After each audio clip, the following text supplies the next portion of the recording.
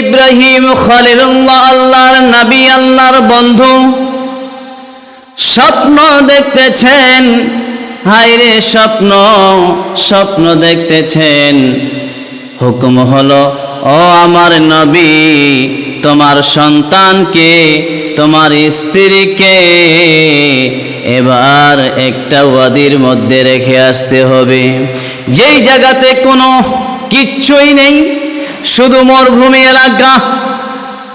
স্বপ্ন হলো সকাল বেলায় গিয়ে, তার স্ত্রীর নাম ছিলেন হাজেরা, হযরতে হাজেরা রাদিয়াল্লাহু তাআলা আনহাকে বলেন, ও আমার স্ত্রী, চলো চলো, দেরি করো না, আমরা এক জায়গায় যাব।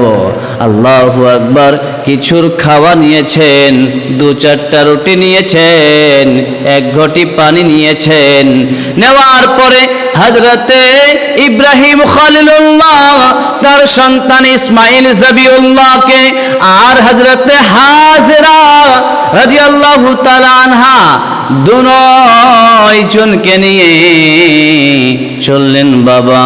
যাওয়ার পরে যেতে যেতে মক্কার আশেপাশে রাখলেন, যেই জায়গাতে কোনো বাড়ি নাই, কোনো ঘর নাই, আশেপাশে কিছুই দেখা যায় না, পানির কোনো ব্যবস্থা নাই, খাবারের কোনো ব্যবস্থা নাই, শুধু মরুভূমি এলাকা, শুধু মরুভূমি এলাকা। হযরতে হাজরাকে সেই জায়গায় রাখলেন। রাখার পরে একটু দূরে চলে আসলেন। আসার পরে ওই জায়গা থেকে স্ত্রী জিজ্ঞাসা করেন, ও আমার মাথার তাজ, ও আমার মাথার তাজ, ও আমার স্বামী জান, এটা কি আল্লাহর হুকুম নাকি আমার গর্ভের সন্তান, এবং কি আমি এই জায়গাতে থাকবো নাকি?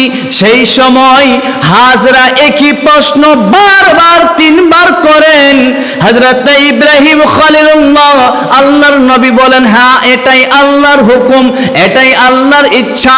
সেই সময় হযরতে হাজরা রাদিয়াল্লাহু তাআলা আনহা বলতেছেন, এটাই যদি আল্লাহর হুকুম হয়, তাহলে কোনো সন্দেহ নেই।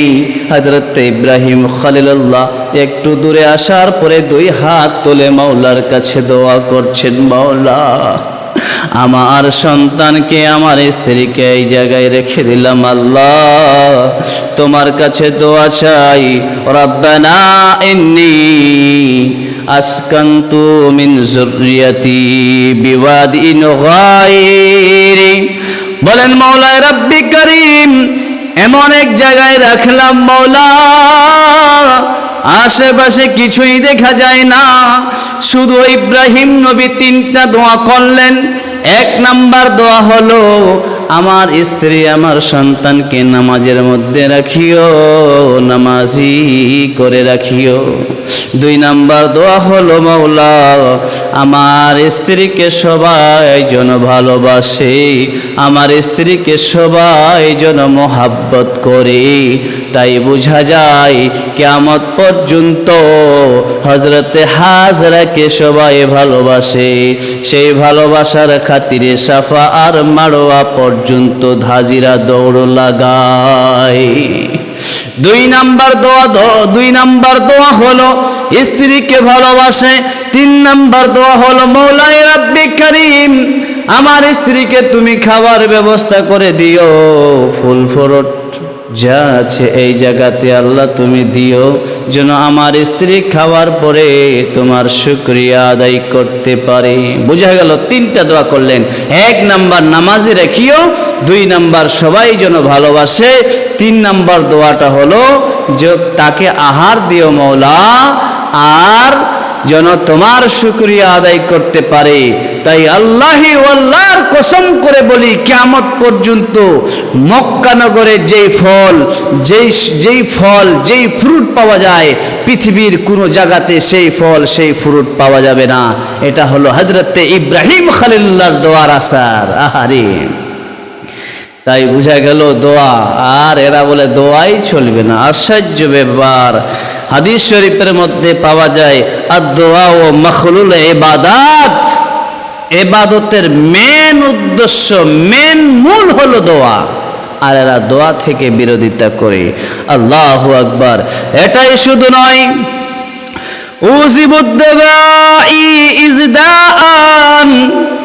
আল্লাহ বলেন যারা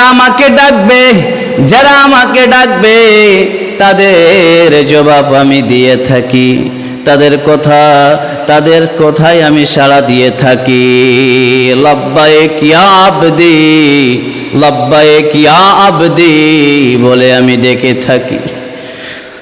ফেরেশতারা বলেন মাওলাই রাব্বি কারীম, আল্লাহ গো, কেউ যদি তোমায় একবার ডাকে তাহলে তুমি তাকে কয়বার ডাকবা? আল্লাহ বলেন কেউ যদি আমায় একবার ডাকে তাকে আমি 70 বার ডাকবো। আল্লাহু আকবার। বোঝা গেল আমরা যদি আল্লাহকে একবার ডাকি আল্লাহ আমাদেরকে 70 বার ডাকবেন।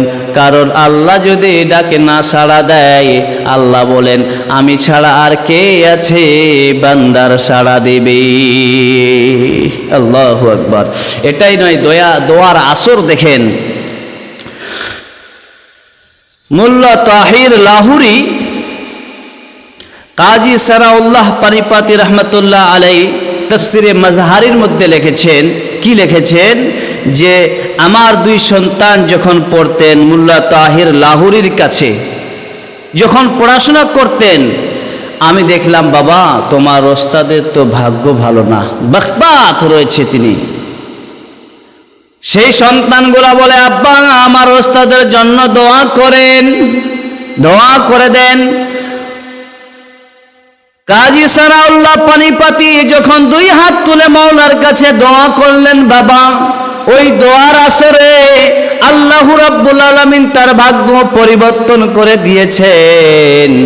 আল্লাহু আকবার। তাফসিরে মাজহারির কথা বললাম, তাহলে দোয়ার এত আসর। আর আমার নবী, আপনার নবী, নবী রাহমাতাল লিল আলামিন যদি দোয়া করে বলেন তো আসর কত হবে? ইব্রাহিম খলিলুল্লাহ আল্লাহর নবী দোয়া করেছেন, তাহলে বলেন তো এবার দোয়ার আসর কত হবে?